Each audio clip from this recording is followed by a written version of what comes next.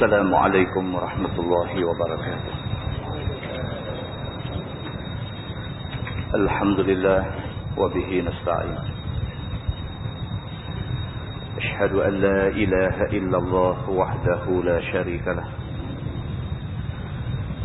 وأشهد أن سيدنا محمدا عبده ورسوله،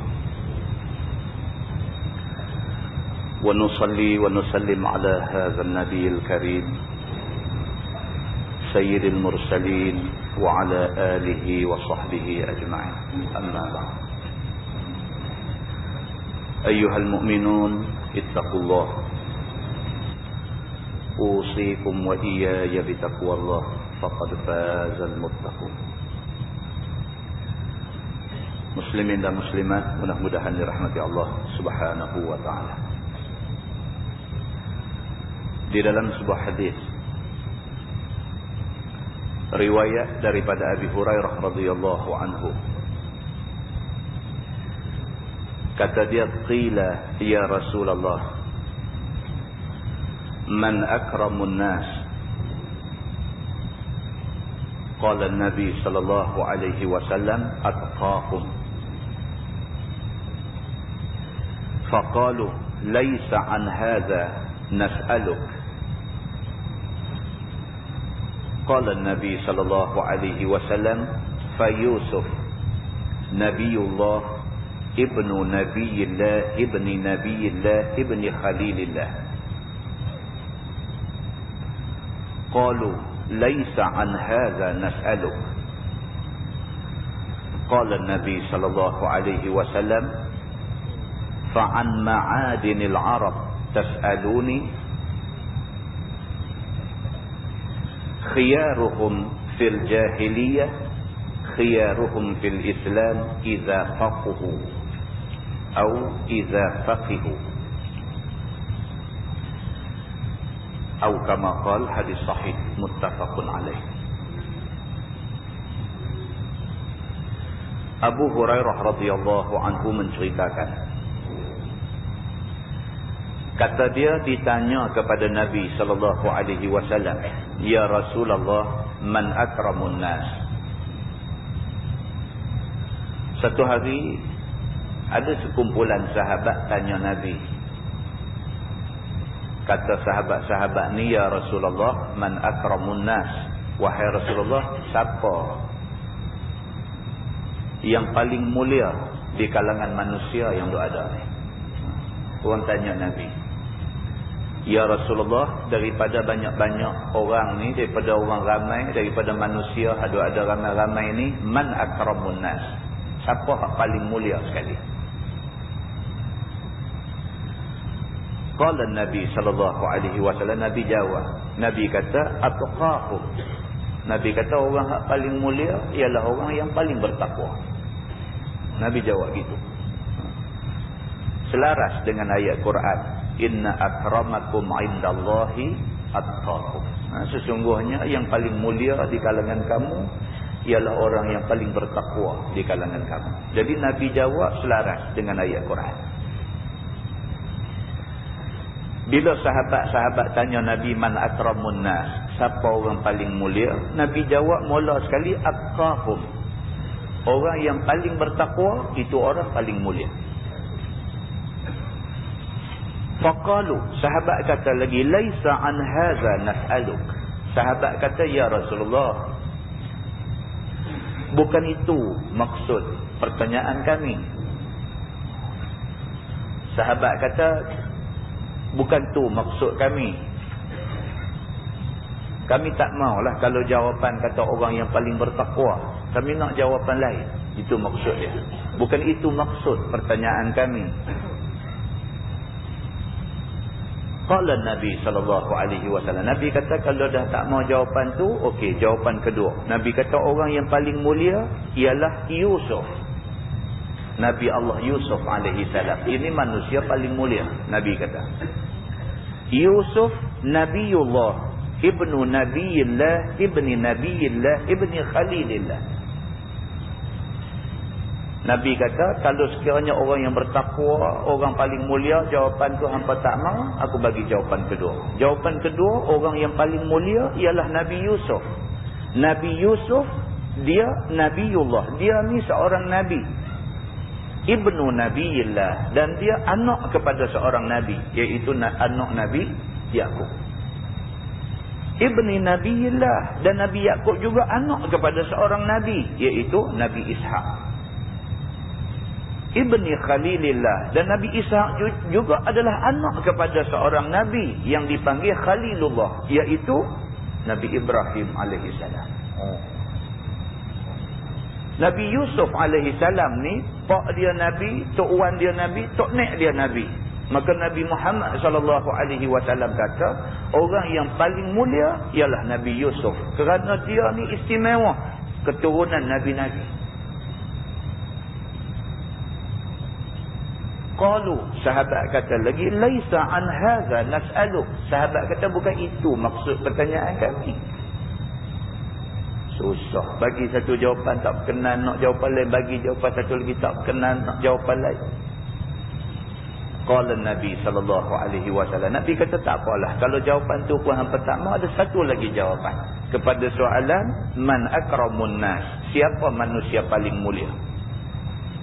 Aku jawab manusia paling mulia ialah manusia yang bertakwa. Hampa tak mahu, hampa kata nak jawapan lain. Aku kata manusia yang paling mulia ialah Nabi Yusuf. Kerana dia anak kepada Nabi, tok wan dia Nabi, tok nek dia Nabi pun hampa tak mahu. Nabi kata, fa'an ma'adinil Arab tas'aluni. Nabi kata, adakah maksud soalan kamu tu, kamu nak tahu orang yang paling mulia di kalangan orang-orang Arab, orang-orang besar Arab adalah ni? Nabi tanya macam ni. Adakah maksud pertanyaan hampa ni, hampa nak tahu di kalangan pembesar-pembesar Arab adalah ni, siapa paling mulia? Adakah itu maksud pertanyaan hampa? Kalau itu maksud pertanyaan hampa, Nabi kata, khiyaruhum fil jahiliyah, khiyaruhum fil Islam idza faquhu. Nabi kata, kalau yang hampa nak tahu ni, siapa yang paling mulia di kalangan pembesar-pembesar Arab ada ni, Nabi kata jawapan dia ialah khiyaruhum fil jahiliyah, khiyaruhum fil Islam idza faquhu, ataupun boleh baca idza faqihu. Nabi kata, siapa yang masa jahiliyah dulu dia orang hebat, kemudian dia masuk Islam, dia juga jadi hebat. Dan dia jadi hebat apabila masuk Islam ini, idza faqahu, apabila dia faham agama. Maka inilah manusia paling mulia. Siapa yang masa zaman jahiliah dia, zaman dulu, zaman dia tak kenal Islam, dulu dia sansing, lah ni bila dia masuk Islam, dia juga hebat dalam Islam ni, hebat kerana faham dia tentang agama. Maka ini orang mulia, Nabi kata. Dulu dia cukup samsing, rebuih tak ampuh, cukup hebat menentang Islam dan sebagainya.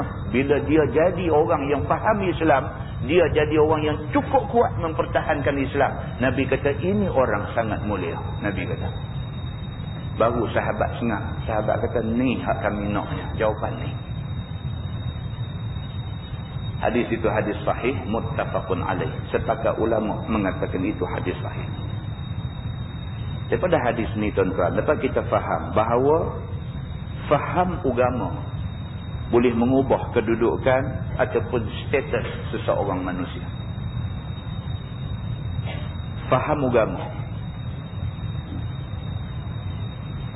Bila kita jadi satu orang manusia yang faham agama, faham tentang Quran, faham tentang hadis Nabi, bukan saja faham, bahkan kita cuba untuk melaksanakan kehendak Quran dan hadis Nabi, dilaksanakan dengan kefahaman, kita boleh terangkat darjat daripada darjat yang orang pandang hina, kita jadi mulia di sisi Allah Subhanahu wa taala. Tonton tengok Bilal bin Rabah, hamba kulit hitam, tidak ada nilai dalam masyarakat. Tapi bila Bilal bin Rabah dapat hidayah Allah Subhanahu wa ta'ala. Dia dapat petunjuk Allah. Dia jadi orang Islam. Dia jadi orang yang sangat sayang kepada Islam. Dia jadi orang yang sanggup mati kerana Islam. Bilal bin Rabah daripada satu orang manusia yang tidak ada nilai keduniaan semasa dia belum Islam, tiba-tiba terangkat derajat Bilal bin Rabah ni pada satu kedudukan menjadi manusia yang sangat dikasihi Allah Subhanahu wa ta'ala. Sehingga kan Nabi SAW semasa Isra' dan Mi'raj, ketika dibawa Nabi masuk ke dalam syurga, Nabi dengar bunyi tapak kaki depan Nabi. Nabi tanya Jibril, tapak kaki siapa ni yang duk bunyi depan aku ni? Jibril kata, itu bunyi tapak kaki Bilal. Itu tanda kemuliaan dia. Yang mengubah Bilal daripada satu orang yang siapa pun tak rasa dia ni orang hebat, orang istimewa, menjadi satu orang yang hebat dan istimewa. Yang mengubah Bilal bukan manusia, tetapi kefahaman dia tentang agama. Mengubah derajat dan kedudukan dia jadi manusia mulia di sisi Allah Subhanahu wa ta'ala. Maka Nabi SAW kata, pembesar-pembesar Arab yang dulunya zaman jahiliah dulu, mereka ni cukup hebat dari segi menentang Islam. Bila mereka masuk Islam, mereka jadi orang yang faqih tentang agama, yang faham tentang agama, yang sanggup apa jadi pun kat dia kerana agama. Maka dia adalah orang yang paling mulia di kalangan manusia yang ada. Muslimin dan muslimat yang dirahmati Allah sekalian.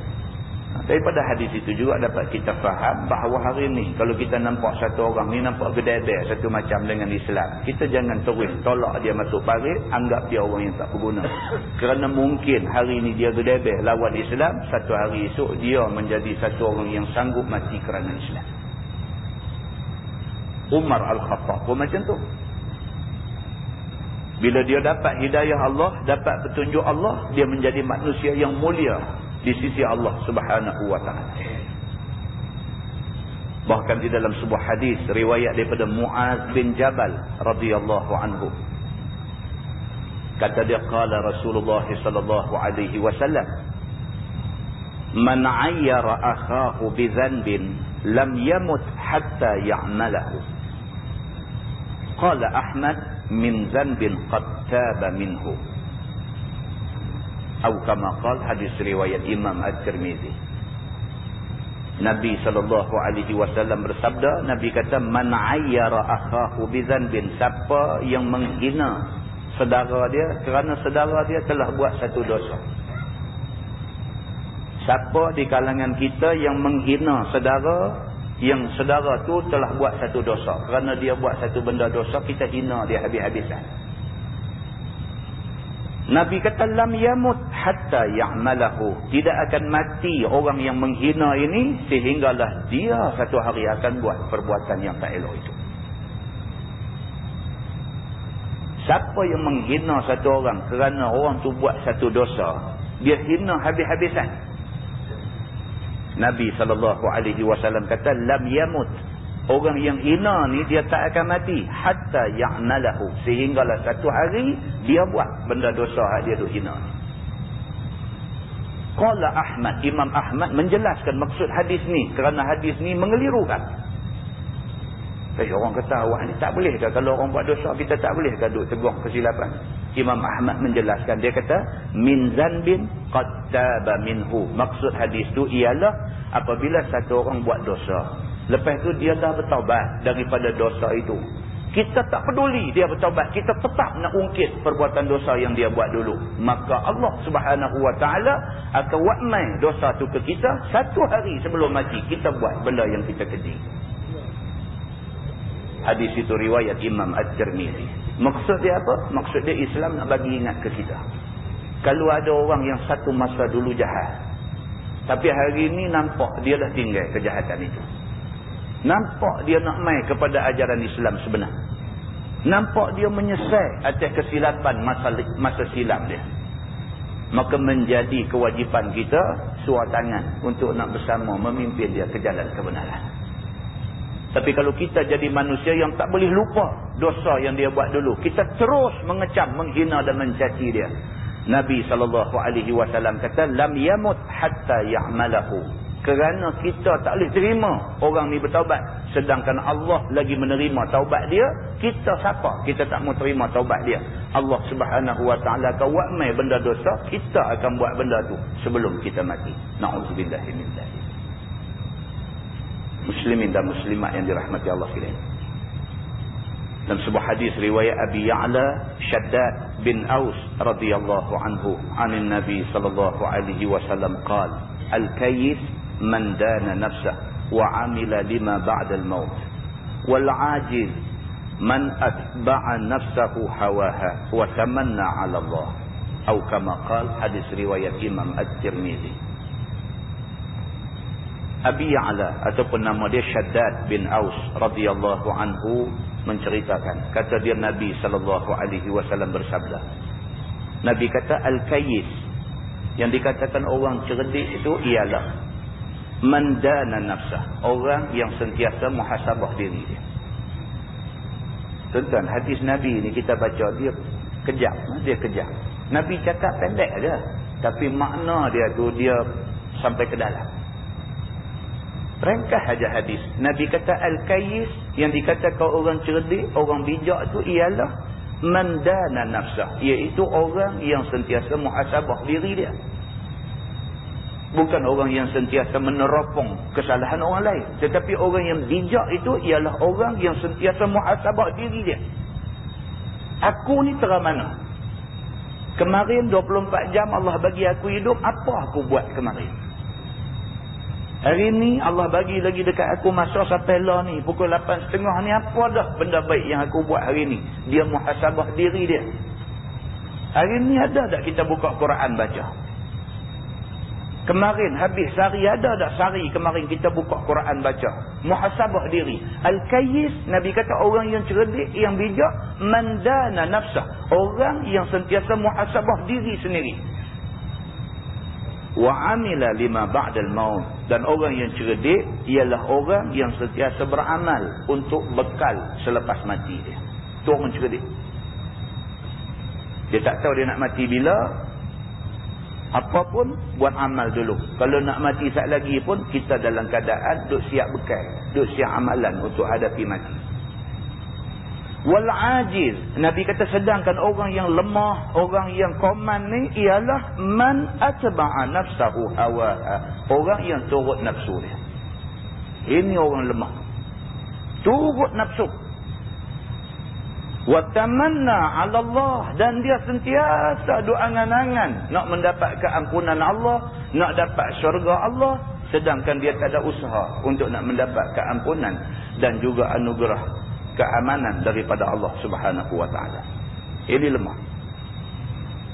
Doa ni sentiasa minta, ya Allah jauhkanlah aku daripada azab api neraka, ya Allah masukkanlah aku ke dalam syurga. Doa saja, semayangnya tidak. Doa saja, dosa hari-hari duk susun buat tak berhenti-henti. Maka dia ni tamanna 'ala Allah, dia ni sentiasa duk harap benda yang hebat-hebat daripada Allah, sedangkan amalan tidak ada.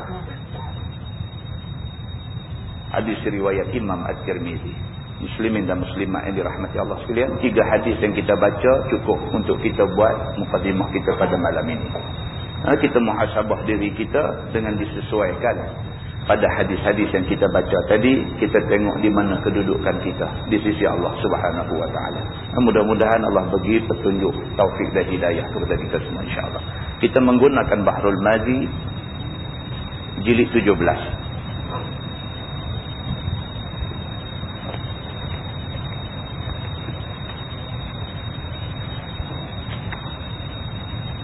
Muka surat 104.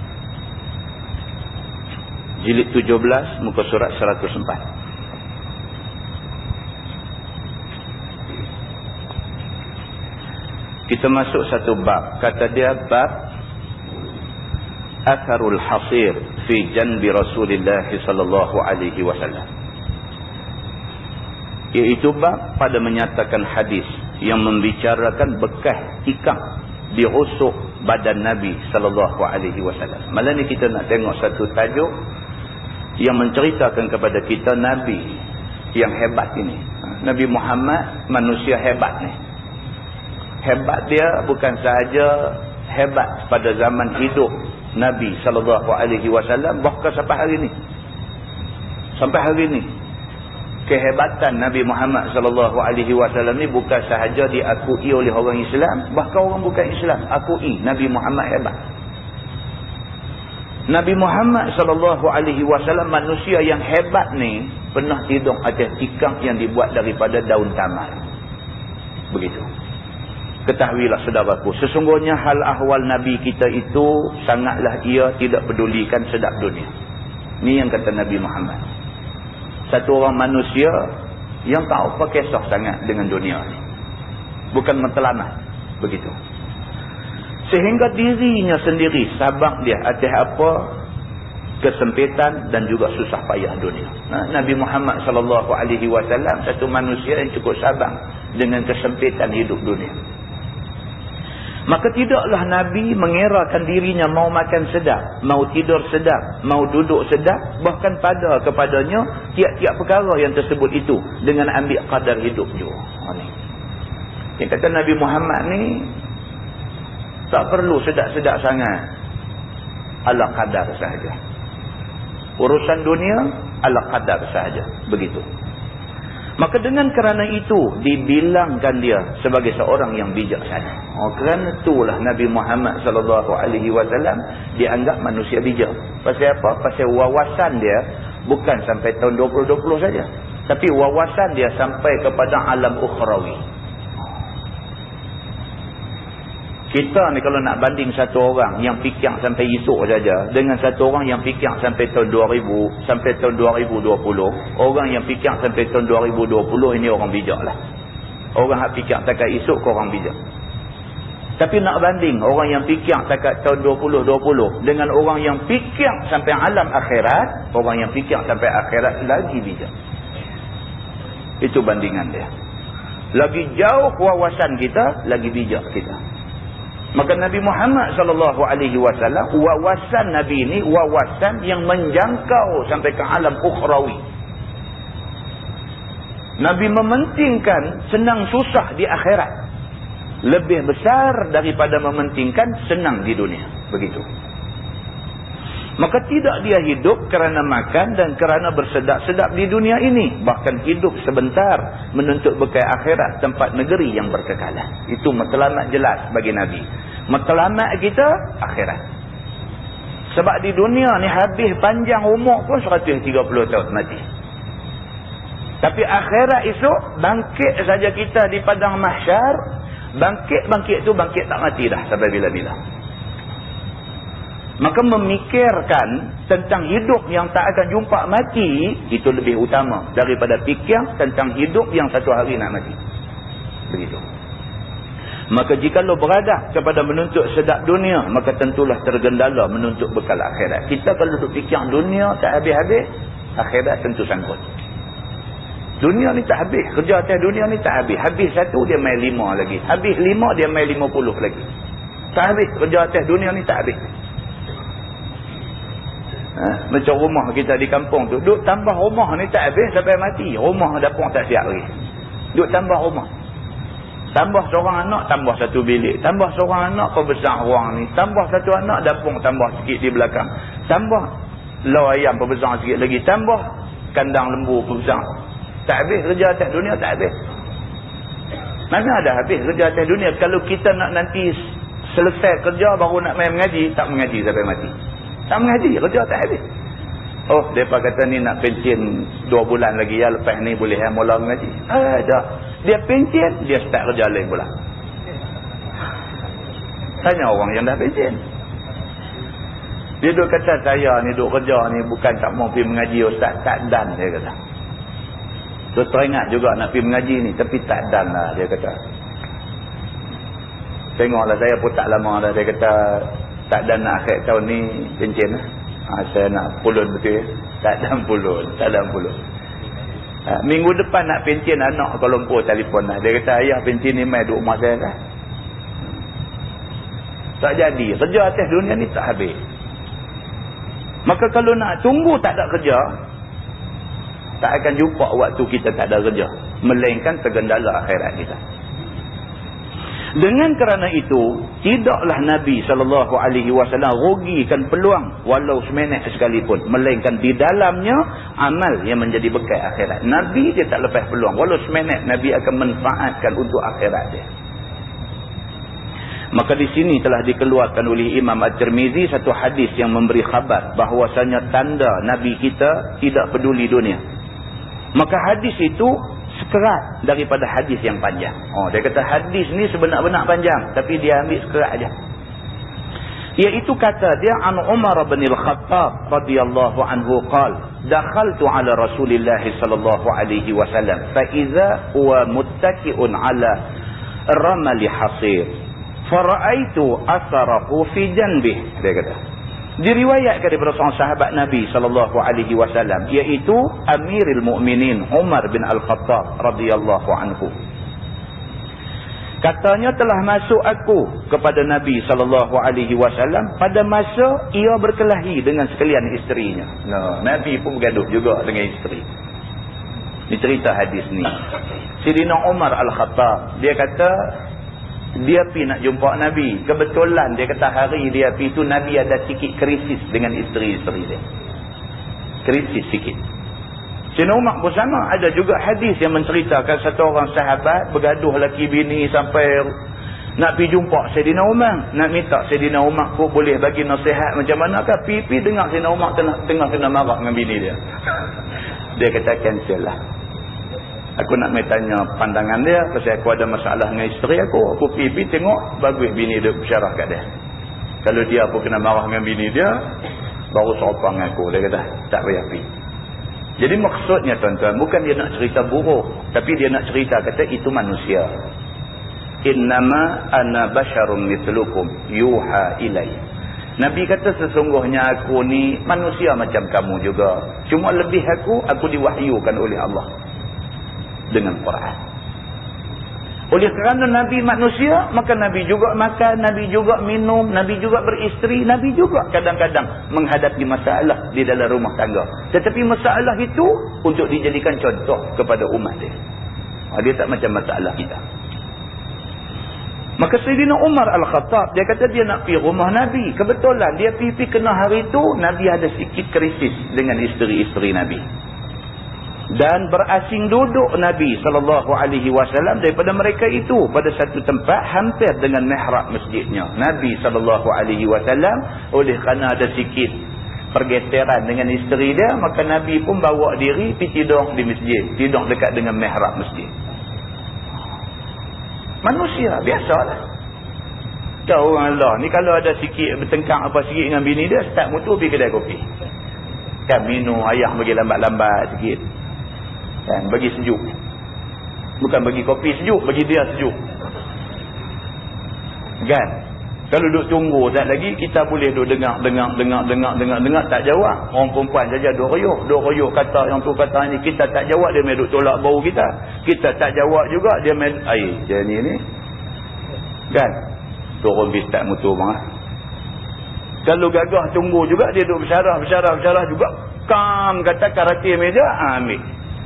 Meja pun jahanam, tangan aku pun sakit. Baru hantar nak berhenti, video teriak penyuruh dapat seorang-seorang. Jadi sebelum meja tu dimusnahkan, tak mutu pula. Kelih buat apa abang masa? Nabi SAW pun ada sikit masalah biasa dengan isteri. Nabi bawa diri keluar main masjid. Nabi pergi tidur dekat dengan mihrab masjid Nabi SAW.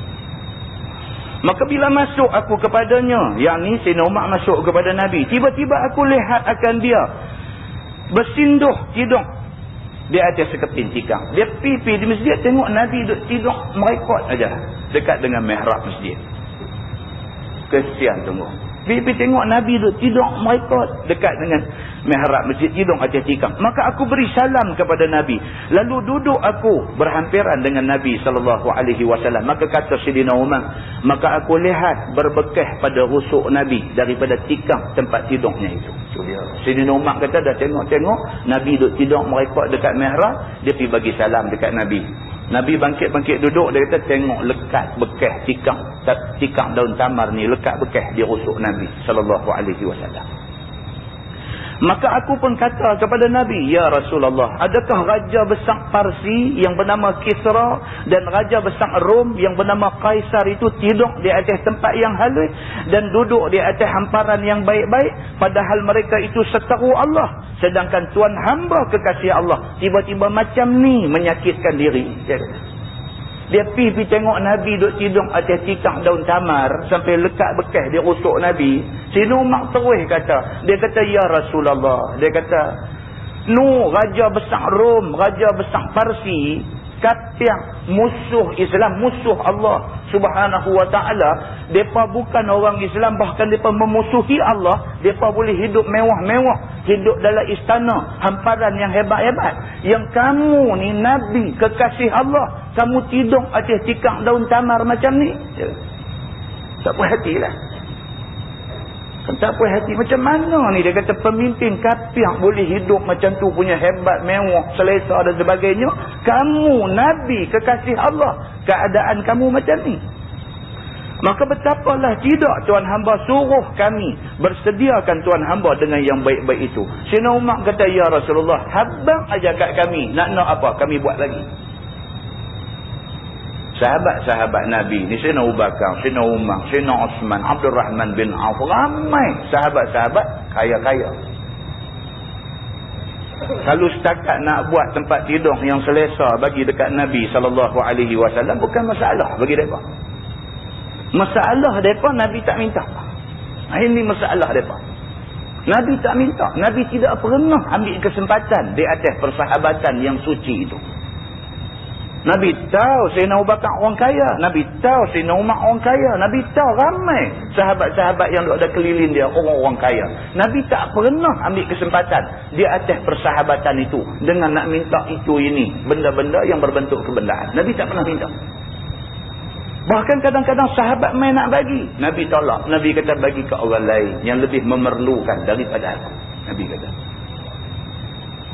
Bila sahabat main tengok Nabi tidur di atas tikar daun tamar sampai naik balok badan, sampai naik berbekas di badan, dia kata, ya Rasulullah, sebut saja kamu nak apa, kami buat lagi.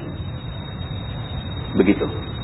Maka bila didengar oleh Nabi SAW akan kalam Sayyidina Umar yang demikian itu, lalu bangun, duduk ia seraya berkata, ya Ibn al-Khattab, tidakkah kamu sudah percayakan akhirat? Apa kita pedulikan mereka itu? Adalah mereka itu bersenang lenang dan bersedap di dunia ini, dan di akhirat mereka akan dapat seksa selama-lama. Nabi kata, ya Ibn al-Khattab. Nabi kata, wahai Sayyidina Umar, wahai Umar, kamu ni orang yang beriman dengan Allah bukan? Nabi kata kat dia, kalau kamu betul-betul beriman dengan Allah, takkan kamu tak faham? Mereka ni semua, kalau sekiranya sampai mati, mereka tidak mengucap kalimah syahadah, mereka tak jadi orang Islam, mereka tak jadi orang yang beriman dengan Allah dan Rasul. Kalau mereka ni kekal keadaan kafir tu sampai mati, senang atas dunia tak bawa makna, akhirat esok mereka susah. Dia kata, susah duk banding kita dengan mereka. Dia kata tak ada guna banding, sebab akhirat esok adalah kehidupan yang abadi. Di sana kita orang Islam, kita orang yang beriman, kita akan dapat kemuliaan di sisi Allah Subhanahu wa ta'ala. Nabi kata begitu. Sedangkan kita dapat senang lenang masa di sana, yang ni di akhirat. Apa kita peduli susah payah sehari dua ini? Nabi kata, apa masalah kalau nak susah saat masa atas dunia ni, biar susah bila. Nabi kata. Maka panjang lagi kisah hadis ini. Kata At-Tirmizi, ini hadis hasan lagi sahih. Dia kata, kalau nak cerita hadis ni panjang lagi. Nanti sampai bab tu kita baca hadis yang panjang. Tajuk baru, dia kata, bab ma jaa fi khasyatil mar'i minal ghina. Itu bab yang datang pada menyatakan hadis yang membicarakan takutkan seseorang itu daripada jadi kaya. Pula dah dia tengok agama, dia reverse. Kita ni yang kita duk faham, jadi miskin takut. Agak agama dia buat mai pula satu tajuk, dia kata takut kalau jadi kaya. Tidak bermakna Islam mau semua orang Islam jadi miskin, tidak bermakna macam tu. Tapi mana-mana orang Islam yang ditakdirkan Allah murah rezeki jadi kaya, modu beringat. Itu maksud dia. Sesungguhnya kaya dan miskin itu sifat bagi manusia yang dikurniakan Allah Subhanahu wa ta'ala ke atas mereka. Dalam dunia ni memang Tuhan maha adil. Dia buat ada orang kaya, dia buat ada orang miskin, dia buat ada orang sihat, dia buat ada orang sakit, dia buat ada orang macam-macam. Allah buat dalam dunia ni, itu menunjukkan kaya Allah Subhanahu wa ta'ala. Tuan, kalau semua orang kaya susah kita. Siapa nak tanam padi buat benda? Siapa nak pergi kerja kelang padi? Semua pakai duduk tunggu di rumah nak makan nasi aja. Pasal semua kaya. Kaya dah. RM2 makan tak habis dah. Siapa suruh pergi duduk jemuk panas, duduk terik panas, duduk kena kerana nak buat bendang, siapa suruh? Mai jongkong berketul-ketul duduk dalam rumah tu sampai buah dalam bilik tak celui sampai dalam jamban pun buah mai ketul. Kan? Punya kaya. Kalau semua orang macam tu, siapa nak buat kerja? Kan? Ni duduk di surau apa, duduk di masjid semua pun Allah hatung elok dah. Hak jadi imam, hak jadi pengurusi, hak jadi jawatan kuasa, hak nak mai jadi makmum sembahyang, jadi makmum. Kalau semua nak jadi pengurusi pun susah juga. Celaru, semua nak jadi pengurusi. Saya naik pengurusi, saya tak mau, saya mau pengurusi. Saya siap-siap ni tak main. Dia kata, saya pengurusi, saya punya syekh ni pengurusi. Dia kata, Allah. Siapa nak jadi tok siap? Siapa nak tolong hampak tikar sejadah waktu ada majlis mengaji ni? Siapa nak golong tikar lepas habis lagi? Kalau semua orang Allah takdirkan jadi kaya raya belaka, susah. Nak urus dunia ni pun tak boleh urus. Kalau di sekolah tu ada pengetua, ada guru sang, ada cikgu-cikgu, ada tukang kebun, ada masing-masing peranan. Semua berkat jadi pengetua. Itu menunjukkan kaya Allah. Kaya Allah Subhanahu wa ta'ala, dia atung betul dah. Memang nak bagi jadi cantik dalam masyarakat ni, maka Allah takdirkan benda-benda yang macam ni. Kalau ditakdirkan kita ada anak 5 orang, anak kita seorang ni mengaji tak boleh. Tak usahlah duk cari pelepas nyok duk balon nanti belakang dia sampai patah-patah tulang pasal mengaji tak boleh. Memang dia tak boleh. Bukan dia tak mau mengaji, bukan dia malas. Punyalah yang mata belenang duk pegang buku baca, dia takut kena balon dengan pak dia. Dia tengok saja, dia tak faham buku tu. Dia tak boleh.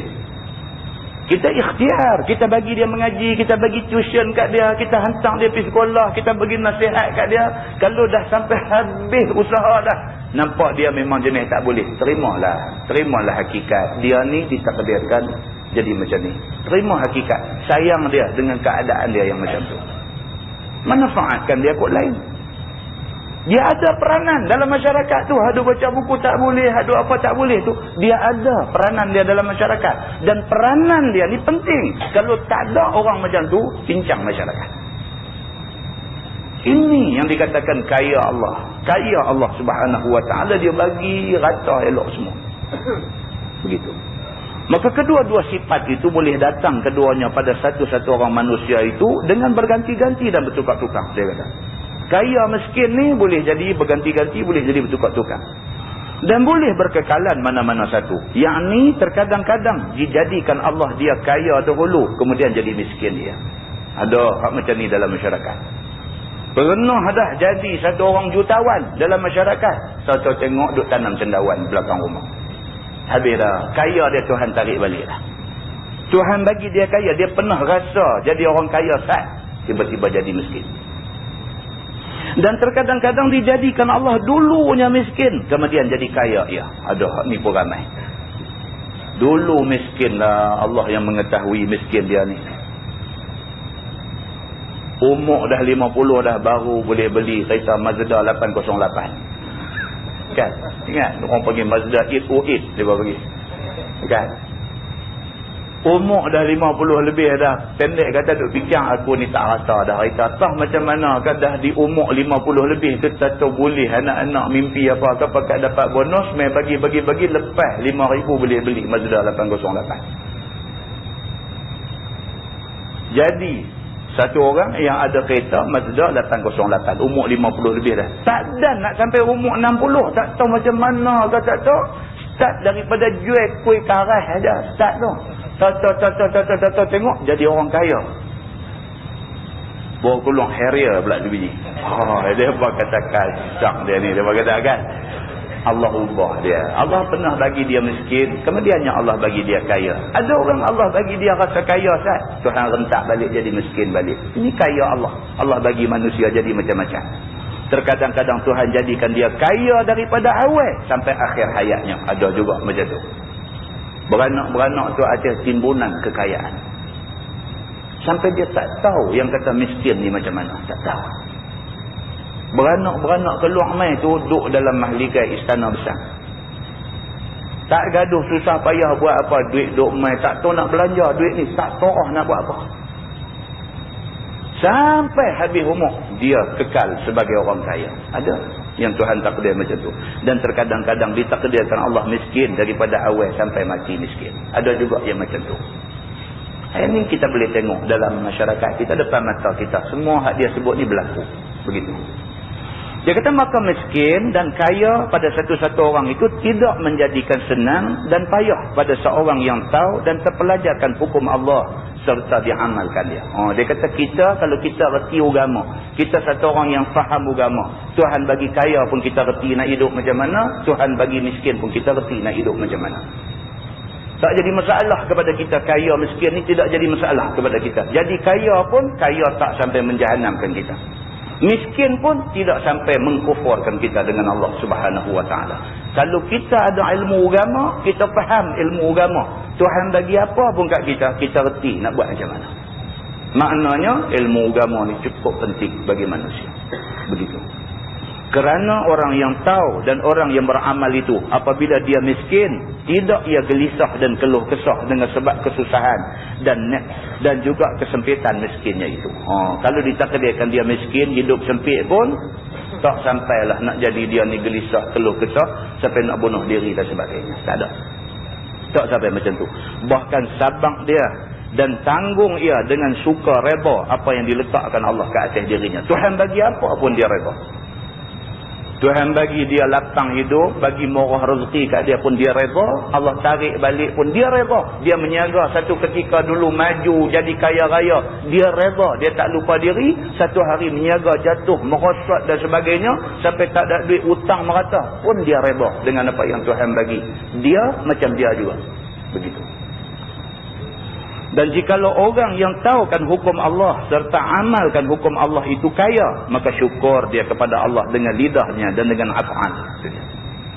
Kalau dia satu orang yang faham agama, Tuhan bagi kaya, dia syukur pada Allah. Mulut ni tak habis, alhamdulillah. Mulut ni sentiasa alhamdulillah. Orang mai jumpa dia kata, baguslah ni menyaga maju kah? Alhamdulillah. Nampak pergi umrah tiap-tiap tahun lah ni, alhamdulillah. Mulut ni alhamdulillah. Tak ada lain. Cakap besar tak ada, cakap sombong tak ada, apa pun tak ada. Alhamdulillah dia kata. Tuhan bagi semua ni, dia kata. Cantik dia ni. Maka lidahnya memuji dia akan Tuhan dan suka reda akan pemberiannya dan kurnianya. Reda apa yang Tuhan bagi. Dan af'alnya, yakni perbuatannya itu bersedekah wajib dia. Zakat tak pernah lupa. Dah jadi hidup senang, kaya raya, duit ringgit banyak, zakat sentiasa dikeluarkan. Tak kecoh walau satu duit pun. Bagi ikut yang disuruh oleh agama. Dan berbuat apa yang wajib ke atasnya daripada menghubungkan silaturahim dengan harta itu. Ada duit, dia guna untuk tolong orang. Tolong orang, maknanya hubung silaturahim dengan orang. Kerana orang susah. Tolong, mesti dia kenal. Semua semalam nak cerita sikit. Malam mengajak masjid Ikan Batu. Dia usaha masjid cerita pula dah satu lagi kat saya. Itu dia bagi cerita dah bulan lepas, cerita 3 bulan hitam. Malam satu cerita lagi dia bagi. Cerita dia kata orang celek kena tipu dengan orang buta. Saya kata banyak cerita lah. Abang main.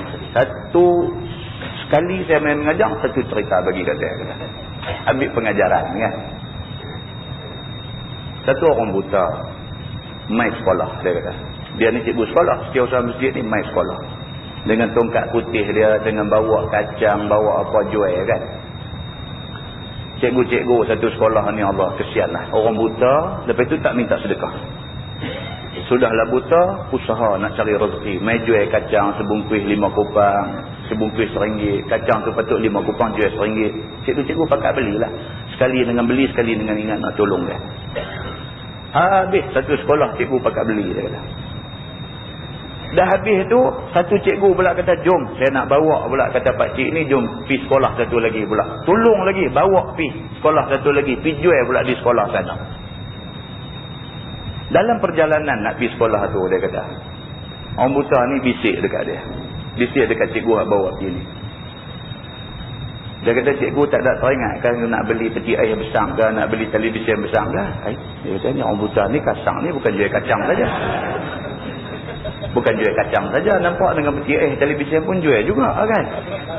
Dan dia kata, kalau nak beli peti air 2 pintu, peti air besar dengan televisyen besar ni, dia kata, saya bolehlah tolong. Saya ada baik dengan satu pegawai kastam pangkat tinggi punya. Harga murah, dia kata. Cikgu ni pun tanyalah, berapa dia? Dia kata, peti air 2 pintu tu dalam 400 gitu aja. Terkejut dengarlah. Yang tu 2,000 lebih. Santo apa kata nama? 400 boleh pergi ambil 5. Kan? TV dia kata 200 macam tu lah. Betul kan ni? Dia kata kenal lah dengan dia. Boleh tolong acong lah. Tinggal ambil duit dulu dia pun bagi. Telefon kat kawan. Kawan pun kata, aku pun nak bagi juga. Peti air 1, TV 1, 4, 2, 600. Seorang bagi 600, seorang bagi 600. Seminggu aja dia main hantar peti air dengan TV ni. Yang kata sahabat dia, buta-buta dia tu boleh main dengan lori, hantar peti air 2 pintu dengan TV. Selamat, dia kata. Tak percaya lagi. Satu sekolah lah pakat bagi. Seorang 600 lah. Senang kan nak dapat peti air 2 pintu harga 400 dengan TV besar harga 200 ni. Satu sekolah cikgu-cikgu ni habis. Hak graduate universiti ke apa ke semua habis. 600 ambil habis. Duk tunggu bila boleh hantar aja peti air dengan televisyen ni. Bila boleh hantar. Yang tu aja. Kutik sekolah ni habis. Sekolah sebelah pun dengar bagi juga. Banyak lah. Ayat 15 tu hilang dia ni. Bila hilang, kawan-kawan ni pakat cari cikgu ni lah. Cikgu hak dapat dah peti air dengan TV ni. Ini macam mana duit kami ni bagi-bagi dah barang tak main. Pakat duduk kutup dia. Dia jadi serupa ejen pula. Padahal dia tolong saja. Dia kata tak tahu hang yang bawa dia main apa semua. Dia nak jadi lagu 350 punya cerita juga lah. Ejen nanti kena lah. Ceritanya macam tu. Dia ni pun dah kawan semua pakai duk sumpah mana boleh tidur. Dia pun start. Dia duk main tu. Ngeng orang buta kan. Duk minta sedekah tepi ni. Duk main tu. Dia ni pun tengok-tengok. Duk ada datang ni. Pacing kereta elok-elok turun pergi. Assalamualaikum. Dia pun Waalaikumsalam. Pasang telinga dengar. Siapa? Dia kata lupa ada kakak saya. Siapa? Dia kata hari tu pergi hantar peti air apa televisyen. Oh, cikgu ni kan, dia sebut nama cikgu ni. Saya lah kata. Oh, abang macam mana peti air okey kan? Hak saya okey lah, kawan-kawan yang tak okey ni. Kan? Hak kawan-kawan lah masalah ni. Mereka pakat duk cari saya apa semua lagu-lagu ni pakat nak marah saya apa semua ni. Saya pun tak boleh lah. Macam mana tak boleh lah duk tipu orang macam ni apa semua. Dia tengah, kau ni cakap bagi hati. Dia jawab apa tuan-tuan? Dia kata, dah tu hang nak buat apa kat aku? Dah tu hang nak buat apa kat aku? Hang nak pukul aku kan? Dia tanya. Cikgu ni pun kata, dah lah taklah pukul. Tapi tak boleh lah tipu orang macam tu apa semua. Lalu ni tak baiklah buat macam ni kita semua. Dah lah hang nak buat apa kat aku? Tuan-tuan. Kalau kena kaki 3 suku, berkata hak ngongeng-ngongeng tu kaki kepala dia dah. Dia kata pula dekat cikgu Ahmad ni, dia kata, agak-agak hang lah. Dia kata, kalau hang pukul aku tang ni, hang cerita kat orang ada keliling ni, kata aku buat lagu ni, agak-agak dia nak percaya ke cerita hang.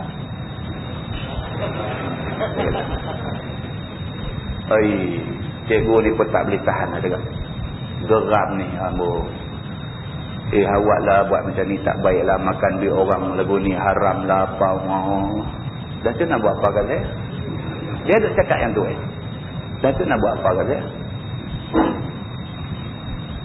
Tak apa kata. Jadi sebelum bangkit balik kata je lah satu lagi dia kata ni cara ni Tuhan bagi hang buta hang buat perangai macam ni. Kalau Tuhan bagi hang celek, apa hang nanti buat? Dia kata. Turun pesta kita balik.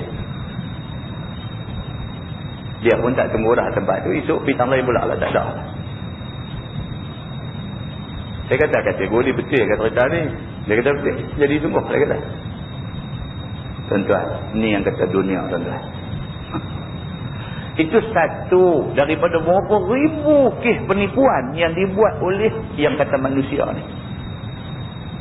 Muslimin dan muslimat yang dirahmati Allah sekalian. Ini manusia tidak bersyukur kepada Allah Subhanahu wa taala. Maka dia sanggup hidup atas menipu manusia lain. Begitu. Baik. Dia kata orang yang bagus-bagus ni lidahnya memuji akan Tuhan dan suka reda dia akan pemberian dan kurnia Tuhan itu. Dan afaal dia bersedekah dengan sedekah wajib, yakni keluar zakat. Dan berbuat dia yang wajib atas menghubungkan silaturahim dengan harta itu. Dan menanggung anak isterinya. Dan berbuat khairat yang bermacam-macam lagi. Dan tidak pula ia membesarkan diri. Ini orang yang tahu bahawa apa yang Tuhan bagi ini nikmat, anugerah Allah dekat dia. Maka dia tunjuk syukur dia dalam bentuk yang macam tu. Dia kata dan bersifat dia dengan segala sifat yang dicela oleh syarak dengan sebab kayanya itu. Dan tidak pula dia membesarkan diri dan bersifat dengan segala sifat yang dicela syarak dengan sebab kayanya itu, dan tidak menjadikan dia gendala atasnya, menyempurnakan segala yang diperlukan Allah Subhanahu wa taala ke atasnya daripada sembahyang 5 waktu, tidak bergantung hatinya dengan harta dan tidak sayang harta sekira-kira lebih dipelihara harta itu daripada memelihara yang diperlukan Allah Subhanahu wa taala. Dia lebih lagi jaga apa yang Allah perlukan ke atas dia daripada jaga harta. Allah perlukan kepada dia buat kerja haji, ada duit dia pergi Mekah buat haji. Ada duit dia pergi Mekah buat haji. Nak pergi Mekah nak habis 10,000 sayang duit. Daripada buang 10,000 kerana nak pergi Mekah nak balik satu title haji yang esok nak bagi susah kita. Ada orang kata begitu. Dia tak pergi Mekah lagi awal-awal ni, dia kata pergi Mekah awal-awal sayanglah, dia kata kita muda lagi. Cakap tu makna apa? Makna kata nak haria dululah. Dah habis dah tak larat dah hidup ni, masa tu kita pergi Mekah, balik baru kita buat cara baik-baik. Apa salahnya kalau kita pergi awal, dah cukup syarat apa duit ringgit semua dah ada elok dah, pergi bang awal-awal. Pergi buat haji, bila balik tu segan sikit dengan title haji kita tu, lebih terpelihara diri kita. Begitu. Maka itulah jalan orang yang tahukan hukum Allah serta mengamalkan apa kalau kaya dan miskin ya. Ini orang yang reti agama. Jadi macam mana pun dia satu orang yang tetap ingat Allah Subhanahu wa taala. Tetapi yang selalu berlaku dan selalu terjadi pada manusia tak macam tu. Dia kata bahkan apabila miskin ia, kurang sabar ia atas susah payah dan kesempitan miskinnya itu. Maka selalulah ia merampus-rampuskan dirinya, tidak dilapangkan Allah dan tidak dikurniakan kesenangan kepada dia. Kebanyakan orang bila miskin dia mula nak melarat. Dia kata yang Tuhan ni pun satu. Dia mula cakap dah. Bukan tak ada dalam masyarakat jenis macam ni. Dia kata yang Tuhan ni pun satu. Bukan tak tahu kata aku susah, aku miskin, aku nak dapat duit ni bukan senang. Duit ada banyak ni, pergi buka menyaga, buat modal menyaga, dia pergi bagi aku lingkup menyaga pula. Dia kata tu yang Cina menyaga kaya-raya, dia kata puak-puak tu katiang, dia pergi bagi lagi kaya. Tuhan ni pun satu. Dia kata. Cakap tu cakap apa? Ini kitab ni dia kata merampus-rampus. Dia kata cakap ni cakap macam orang demam panas, meraca-raca. Dia tak terima tu ujian kesusahan yang Allah bagi kat dia tu, dia tak boleh terima. Dia tak boleh terima. Dia kata sampai mau ia mencuri dan menipu harta orang. Dia sampai ke peringkat dia nak pergi mencuri, tipu orang dan sebagainya kerana tak boleh tahan dengan miskin dia.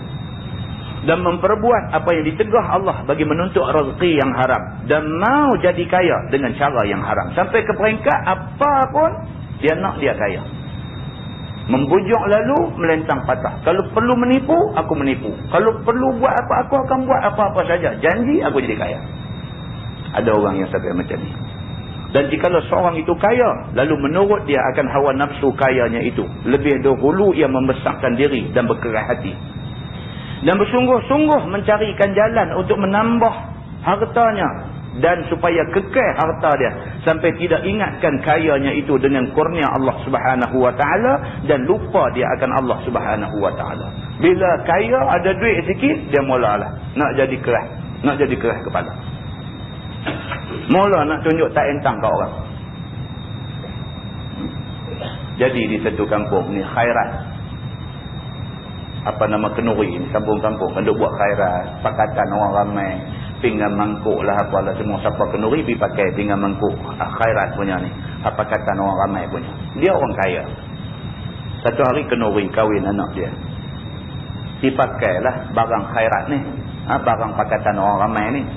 Bila nak pakai ni dia ada syarat-syarat dia. Kita kena sign satu surat mengaku kalau sekiranya rosak kita kena ganti balik, sama ada ganti barang yang serupa ataupun nilai barang itu.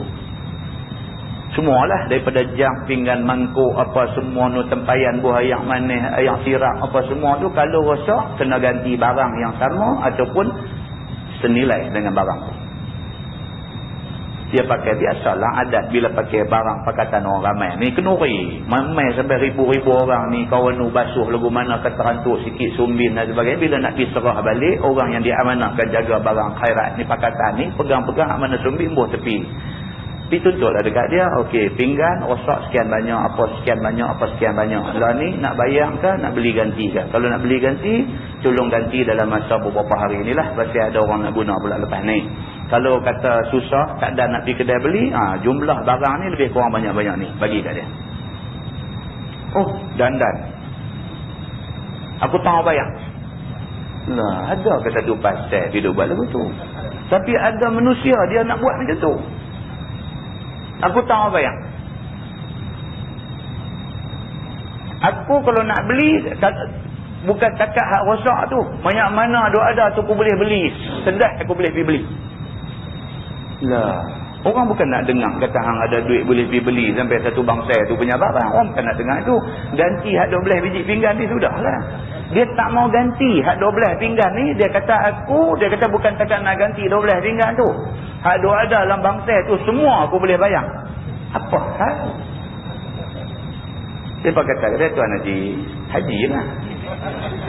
Dia kata Tuan Haji, kami bukan minta ganti sampai satu bangsa. Minta 12 biji pinggan ni aja. Aku tahu apa? Aku tahu bayar. Aku tahu ganti. Apa hal ni hampir jadi macam ni? Ni tajuk lagi tajuk baca lah ni. Pasal apa? Bila harta ada lebih sikit dan sebagainya, dia mula nak berkeras-keras hati. Saja nak tunjuk tak mau ikut lagu orang punya keputusan. Tak mau ikut. Orang buat keputusan macam ni, satu kampung boleh ikut, dia tak mau ikut. Aku tak ikut lah, apa boleh buat apa kat aku. Dia pergi jadi macam tu pasal apa? Pasal Allah uji dia dengan kesenangan. Senang tu diubah dia bagi jadi satu orang yang angkuh macam tu.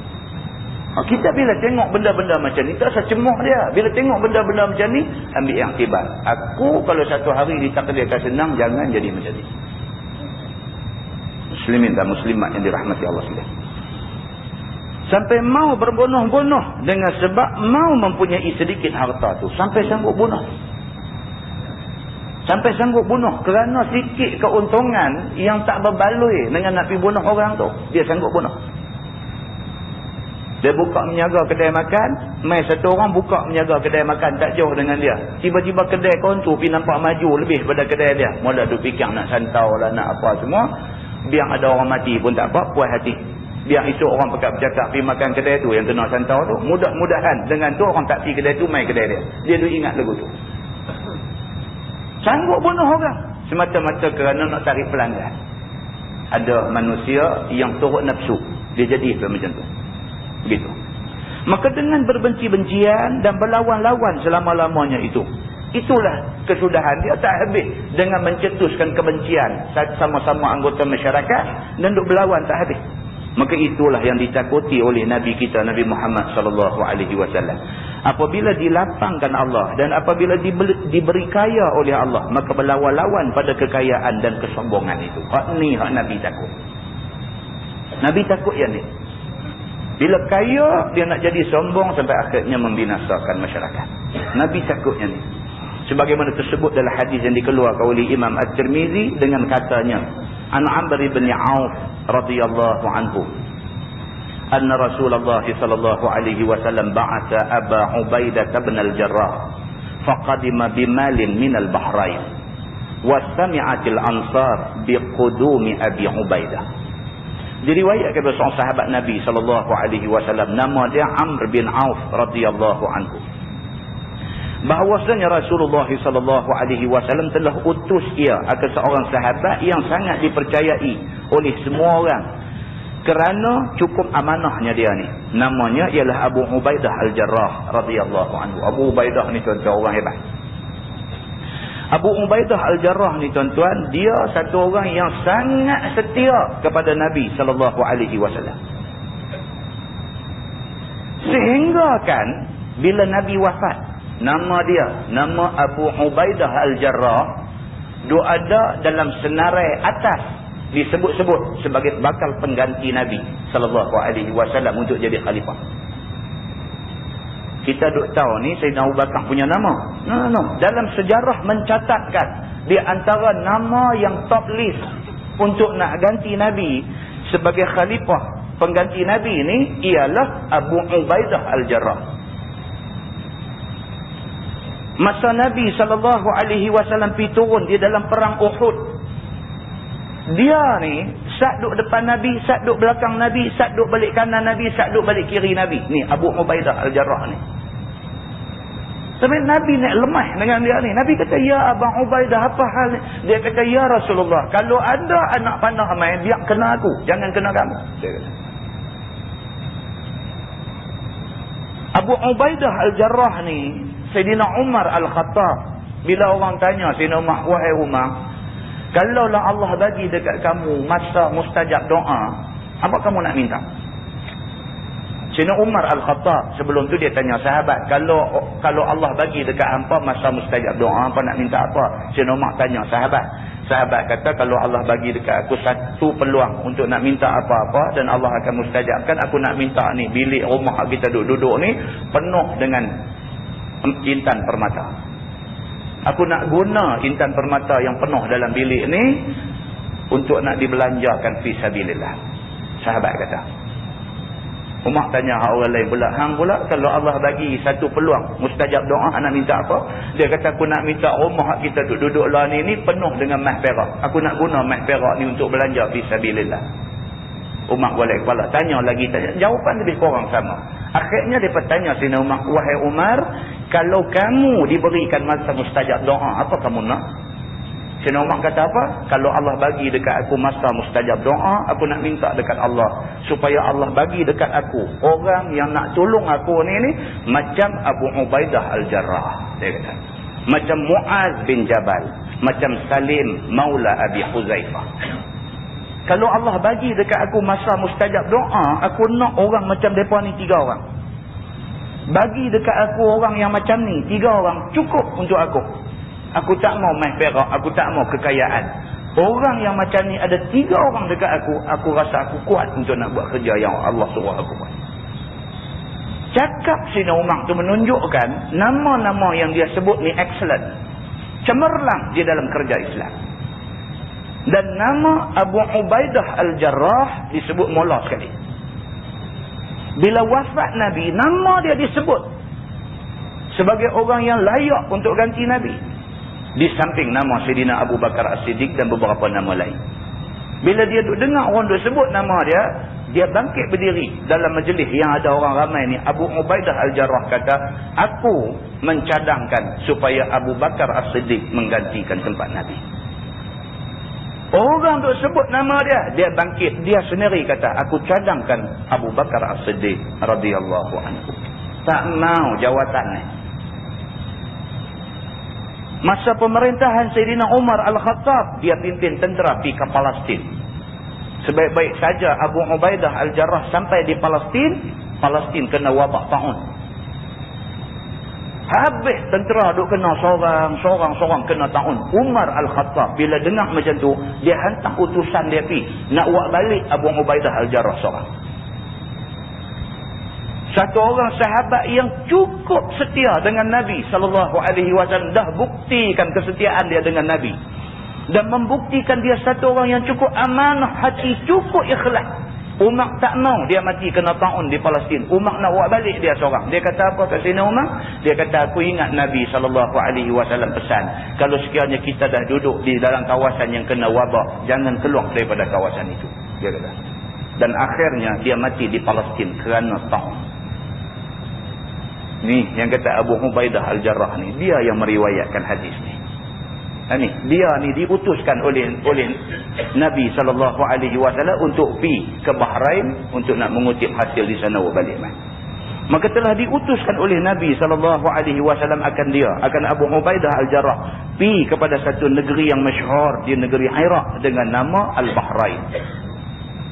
Maka diutus Nabi itu akan Abu Ubaidah supaya mengutip jizyah ataupun hasil negeri Bahrain itu. Dan adalah negeri itu telah diambil dan telah dimiliki oleh muslimin, oleh orang Islam daripada tangan orang Majusi, yakni isi negeri itu dengan jalan suluk. Islam menguasai Bahrain tanpa berlaku perang. Darah titik pun tak tumpah. Penduduk Bahrain yang kebanyakannya agama Majusi sembah api ni, bila tentera Islam sampai tak lawan langsung, semua mengaku kata tunduk kepada pemerintahan Islam. Islam ni tuan-tuan, dia kalau dia memerintah, kemanisan dia bukan saja dilihat tapi dirasai kemanisan dia. Maka penduduk Bahrain semua tunduk. Maka dia hantar Abu Ubaidah untuk nak kutip jizyah daripada sana.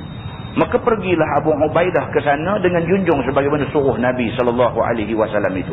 Kemudian datang dia balik ke negeri Madinah dengan bawa harta jizyah daripada negeri Al-Bahrain itu, akan sebagai harta yang banyak.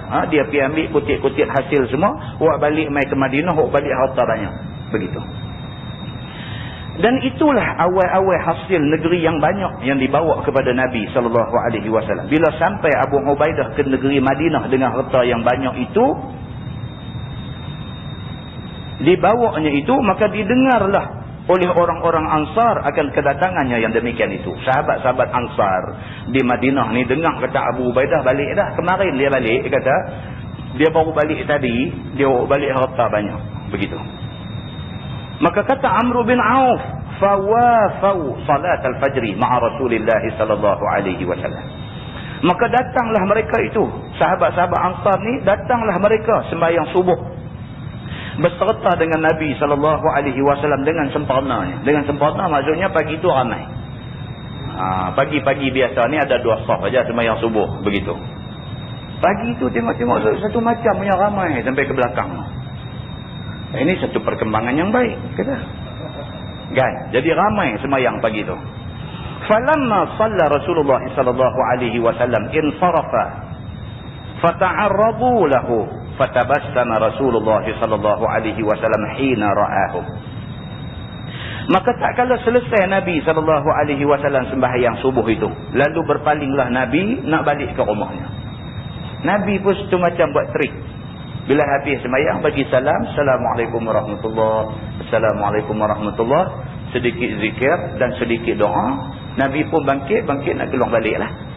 Rumah Nabi duduk keliling masjid aja. Nabi bangkit nak balik. Begitu. Bila dilihat oleh sahabat-sahabat daripada kaum Ansar itu akan Nabi mau terus masuk ke rumah, maka dihadang mereka itu akan dia. Tengok-tengok Nabi lagu nak bangkit balik. Pakai bangkit di kepung Nabi. Duduk lengkong Nabi. Yang ni semuanya datang berjumpa dan bersalam dengan Nabi. Pagi itu pakai pergi salam semua. Ini nampak lain macam. Maka seraya tertawa Nabi SAW ketika melihat mereka itu datang yang demikian. Nabi bila tengok kelaku kelayak mereka ni, Nabi senyum.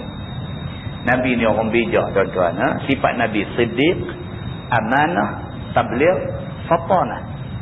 Nabi ni bijak. Fatanah. Nabi cukup bijak. Dia tengok dia tahu dah. Dia ni akal ke, betul ke. Macam kita dengan anak-anak kita lah. Kita dengan anak-anak kita selalu buat akal lah. Dia tengok dia tahu lah. Ini pula Nabi SAW. Allah bagi tahu ke Nabi apa benda yang. Selalu semayang tak ramai sangat. Pagi ni ramai pakat main semayang. Dah sudah ramai sudah api. Nabi buat-buat nak balik pakat kepung. Tak bagi Nabi balik. Tak bagi Nabi balik pula pakat duk buat salam dengan Nabi. Buat tunjuk muka senyum. Tentu macam. Nabi tersenyum. Nabi faham dah dengan kelaku mereka ni. Summa qala adhunnukum sami'tum anna Aba Ubaidah qadima bi syai'in? Qalu ajal ya Rasulullah. Qala fa abshiru wa ammilu yasurrukum. Kemudian daripada itu bersabda Nabi SAW bagi mereka itu, aku agak sekalian kamu sudah dengar Abu Ubaidah datang balik kepada kita dengan bawa harta yang banyak. Nabi kata, hampa dengar dah kot, kata Abu Ubaidah balik, tadi dia bawa balik harta ni. Nabi kata, cara kata tu. Maka jawab mereka itu, bahkan ya Rasulullah, mereka ni pun betul punya abang, dia berkata sungguh. Pasal itu yang main sembahyang subuh. Macam tu abang. Kan? Maka telah hamba sekalian dengar akan yang demikian itu sabda Nabi, maka sukacitalah sekalian kamu dan mencita-citalah dan angan-angankanlah apa-apa yang kamu sekalian akan sukai. Nabi kata kalau macam tu tak apalah, berseronoklah, sat lagi aku bagi panggung hamba. Nabi kata tahu dah hamba yang ramai pagi ni ada pasal ni. Dia kata senyum ni pun senyum ada makna ni. Saya kata macam tu. Mereka pun kata betul. Nabi kata tak apalah kalau macam tu, saat lagi aku bagilah. Nabi kata, fa wallahi mal faqra akhsha alaikum walakinni akhsha an tubsata ad-dunya alaikum kama busitat ala man qablakum fatanafasuha kama tanafasuha fatuhlikakum kama ahlakatkum. Maka demi Allah kata Nabi, tidaklah fakir miskin itu yang aku takut atas sekalian kamu. Nabi bagi satu nasihat, yang nasihat ni betul-betul menyentuh hati sahabat-sahabat. Nabi kata tak apa, bahagian yang apa duk cita-cita nak dapat tu saat lagi aku bagi. Nabi kata, cuma satu aku nak beritahu. Nabi kata aku tak takut kalau sekiranya umat aku jadi miskin. Nabi kata, tetapi yang aku takut bahawa diluahkan dan dilegakan dunia atas sekalian kamu. Nabi kata, tapi hak aku takut kalau hampa jadi kaya. Yang tu aku takut. Yang ni jadi kaya dan dapat kesenangan. Itu yang aku takut. Sebagaimana yang telah diluahkan atas orang yang dahulu daripada sekalian kamu, daripada orang-orang Yahudi dan Nasrani. Maka jadilah mereka berlawan-lawan dan berebut-rebut akan kesenangan itu. Sebagaimana berebut-rebut mereka akan dia. Nabi kata aku takut. Puak-puak Yahudi, puak-puak Nasrani dulu, Tuhan pernah bagi dekat mereka kesenangan. Kerana kesenangan tu, mereka berebut-rebut sampai berbunuh-bunuh sama-sama mereka. Aku takut apa yang dah kena kepada Yahudi, kepada Nasrani dulu, kena kepada hampa semua. Nabi kata. Maka dengan sebab itu, membawa kepada binasa sekalian kamu, sebagaimana binasa mereka dengan sebabnya itu. Nabi kata, aku takut yang ni. Kata At-Tirmidzi, ini hadis hasan lagi sahih. Maka pada hadis ini menunjukkan bahawasanya Allah Ta'ala cuba akan manusia itu dengan fakir dan juga dengan kaya. Kita tuan-tuan kalau kaya pun Tuhan test kita, kalau miskin pun itu test daripada Tuhan dekat kita. Betapa hamba-hambanya itu berjalan pada masa kayanya, adakah berjalan betul ataupun menyimpang daripada jalan betul. Dan bagaimana hamba itu berjalan pada masa fakirnya, adakah sabar atas kesusahan dan kesempitan itu. Tuhan bagi kaya pun dia nak tengok kita nak jadi macam mana. Tuhan bagi miskin pun Tuhan nak tengok kita jadi macam mana. Kaya, miskin, ujian daripada Allah Subhanahu wa taala. Dan satu hadis seperti yang di atas itu kira-kira maknanya katanya an Abi Hurairah radhiyallahu anhu qala Rasulullah sallallahu alaihi wasallam ma akhsha 'alaikumul faqr walakin akhsha 'alaikumut takatsur wa ma akhsha 'alaikumul khata' walakin akhsha 'alaikumut ta'ammal. Diriwayatkan kepada seorang sahabat Nabi SAW, nama dia Abu Hurairah radhiyallahu anhu. Kata dia Nabi SAW bersabda, tiada aku takut atas sekalian kamu itu kefakiran. Nabi kata aku tak takut umat aku jadi miskin. Tetapi yang aku takut atas umat aku ialah berlawan-lawan mereka pada membanyakkan harta. Ini aku takut. Nabi kata. Duk lawan perbanyak harta. Dan berlawan-lawan lebih kemuliaan. Duk lawan nak bagi naik nama. Habislah kalau kena penyakit ni habis. Dan tiada aku takut atas sekalian kamu itu akan tersalah. Nabi kata kalau umat aku tersalah buat satu benda, dia duk jaga tersalah, satu hari tersilap buat satu benda, Nabi kata tersilap aku tak takut. Dia kata sebab silap, al-insan la yakhlu minal khata' wan nisyan. Nama kata manusia tak boleh lepas, tak boleh sunyi, tak boleh lepas daripada kadang-kadang tersilap, kadang-kadang terlupa. Yang tu biasa. Nabi kata kalau tersilap aku tak ada jadi masalah. Tetapinya yang aku takut atas sekalian kamu itu ialah sengaja dibuat sesuatu yang salah. Nabi kata yang ni aku takut. Tahu kata benda tu salah saja pergi orang duk buat, yang ni aku takut. Nabi kata tersilap tak apa, tapi tahu dah benda tu haram, benda tu salah, tidur randuk buat, yang ni aku takut. Nabi kata. Dan telah meriwayatkan hadis ini oleh Imam Ahmad. Wallahu a'lam. Lepas ini kita masuk bab maja'a fil qana'ah. Iaitu bab yang datang ia pada menyatakan hadis yang membicarakan tidak tamak dan tidak halubah. Wallahu a'lam. Yang baik itu daripada Allah, yang tak baik silap saya. Kita tangguh dengan tasbih kafarah dan surah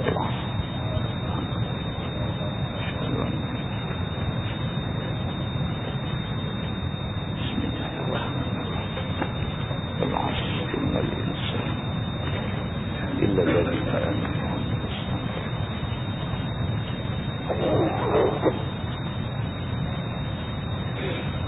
اللهم صل على محمد في الأولين والآخرين وسلم رضي الله تبارك وتعالى عن ساداتنا أصحاب سيدنا رسول الله أجمعين.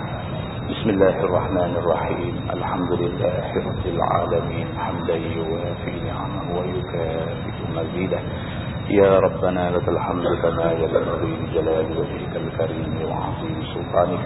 رضينا بالله ربا وبالإسلام دينا وبمحمد نبيا ورسولا.